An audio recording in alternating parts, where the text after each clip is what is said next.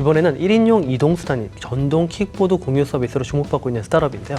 원 대표님, 사실 이거 요즘에 많이 보이잖아요. 네. 평가 기준 어떻습니까? 일단은 전체적으로 이제 캐펙스가 좀 초기에 많이 들어가는 사업이긴 한데, 저는 캐펙스를 바탕으로 해서 실제 킥보드의 어떤 점유율뿐만이 아니라 실제 활동성 지표들을 많이 파악해야 될 것 같아요. 그래서 그러한 어떤 유휴 시간에 이러한 지표들을 어떻게 더 많이 끌어낼 수 있는 새로운 비즈니스 모델도 굉장히 중요할 것 같고요.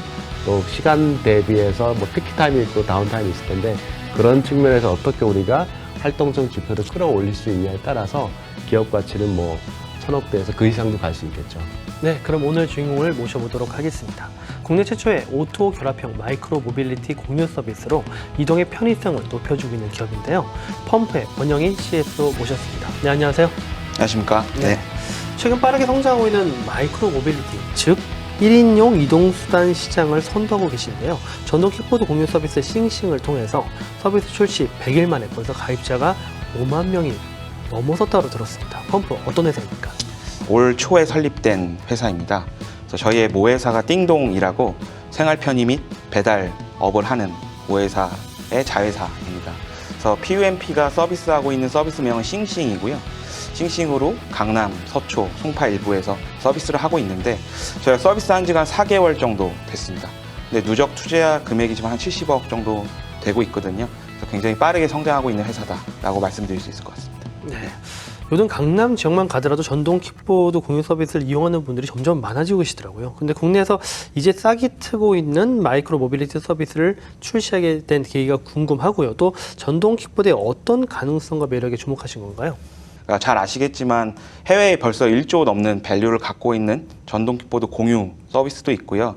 국내에만 15개 업체들이 있는데, 과연 이런 시장을 형성하는 메가 트렌드가 뭐냐라고 했을 때는 결국 도시화라고 저희는 보고 있습니다.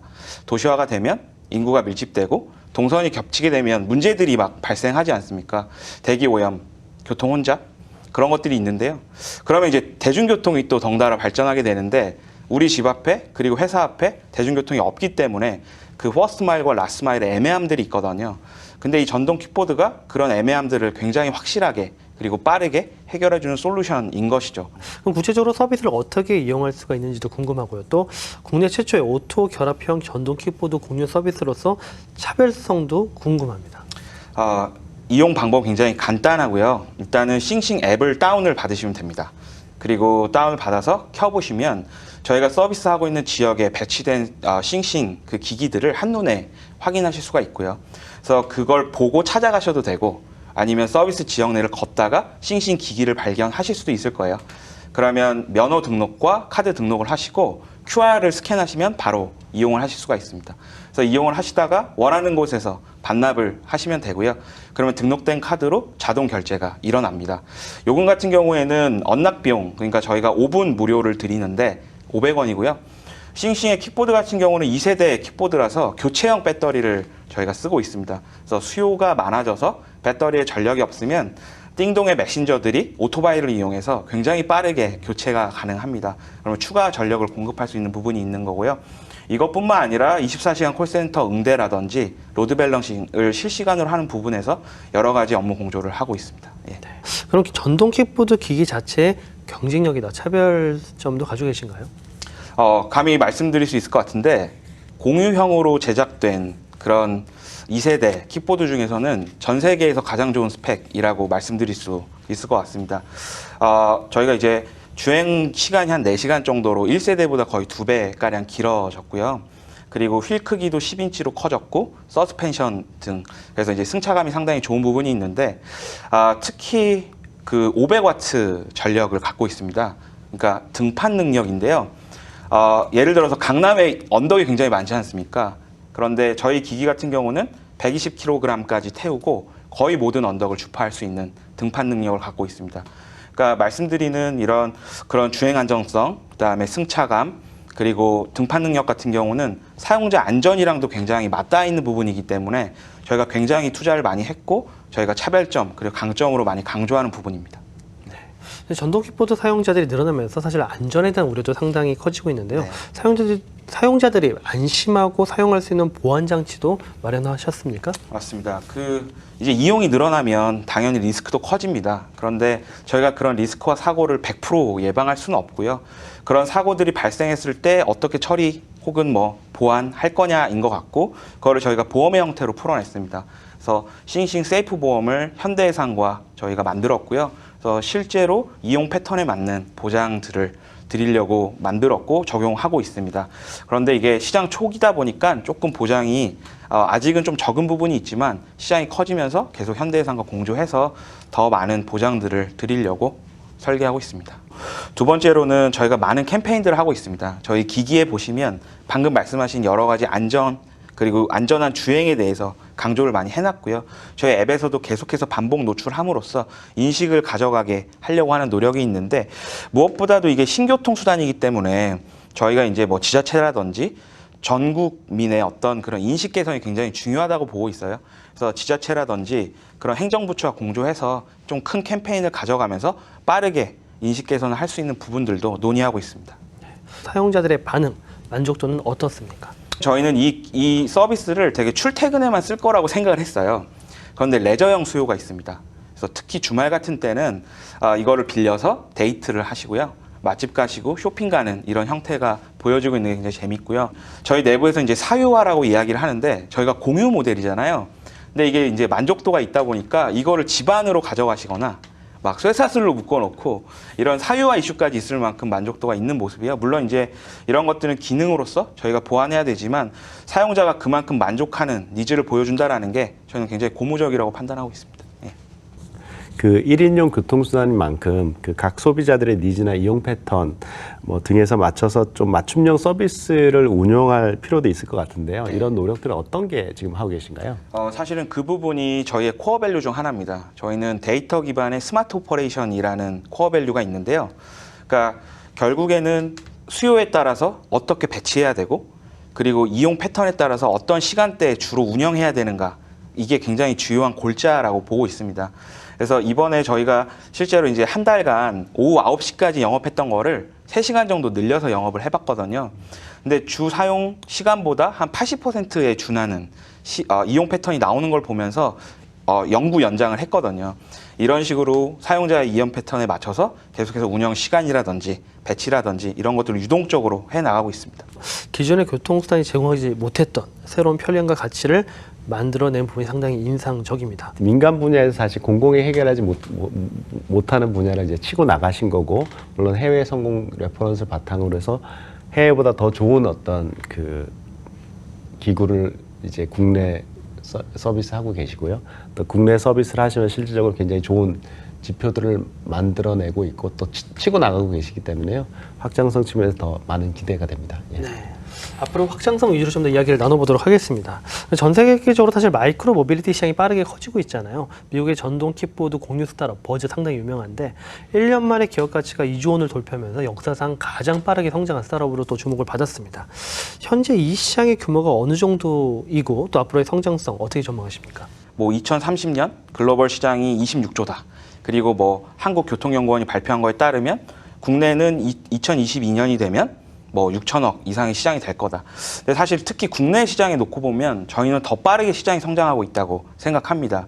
왜 그러냐면 저희는 지금 공유 서비스를 대표해서 나와 있는데요. 이것뿐만 아니라 마이크로 모빌리티라고 불릴 수 있는 개인형 소유도 굉장히 빠른 속도로 늘고 있거든요. 이 개인형 소유와 공유형 서비스가 주고받는 시너지가 있습니다. 공유형으로 한번 체험해보고 개인형을 산다든지, 개인형이 좀 관리가 불편해서 공유형으로 넘어온다든지, 이런 식의 산업 간의 어떤 시장의 시너지가 있기 때문에 훨씬 더 빠른 속도로 클 거라고 보고 있고요. 그래서 2022년, 앞으로 이제 3년 후 정도가 되면 적어도 1.5조의 시장은 되지 않을까라고 예측하고 있습니다.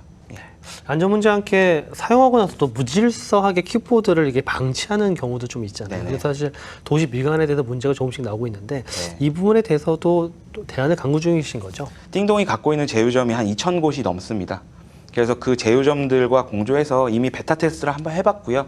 한 싱싱 기기를 10대에서 15대 그 카페나 식당 앞에 배치를 해봤는데 점주분들도 상당히 만족하시고 사용자들도 만족을 한 부분이 있어서 좀 더 전향적으로 이런 파킹랏을 많이 넓혀서 그 앞에 거치대를 설치하려고 생각하고 있습니다.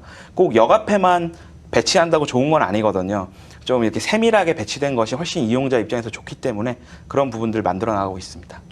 그럼 앞으로 그 국내 모빌리티, 마이크로 모빌리티 산업이 발전하기 위해서는 어떤 법제도가 또 반영되면 또 그런 것들이 실질적으로 우리 변화 노력들이 개선될 수 있을까요? 이런 전동 킥보드, 전동 휠들이 많이 퍼지면서 사실은 이런 말씀하신 법제도의 필요성이 많이 대두가 됐습니다. 그래서 올 3월에 4차 혁명위원회에서 진행했던 해커톤이 이미 있었고요. 관계 정부 부처, 그리고 제조업체, 공유업체들이 모여서 공감대를 이뤘는데 핵심은 그겁니다. 이거를 전기 자전거에 준하게 보자.